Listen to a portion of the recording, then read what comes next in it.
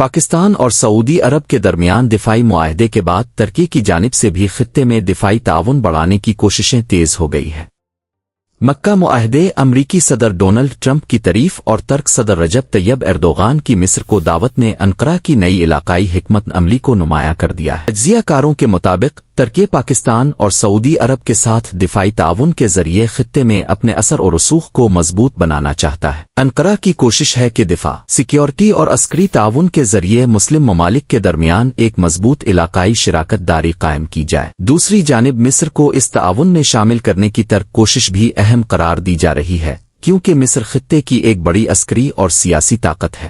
سوال یہ ہے کہ ترکی اس دفاعی تعاون سے صرف سیکیورٹی فوائد حاصل کرنا چاہتا ہے یا خطے میں ایک نئے طاقت کے توازن کی تشکیل بھی اس کی حکمت عملی کا حصہ ہے۔ آنے والے دنوں میں پاکستان، سعودی عرب اور دیگر مسلم ممالک کے درمیان بڑھتا دفاعی تعاون خطے کی سیاست پر اہم اثر ڈال سکتا ہے۔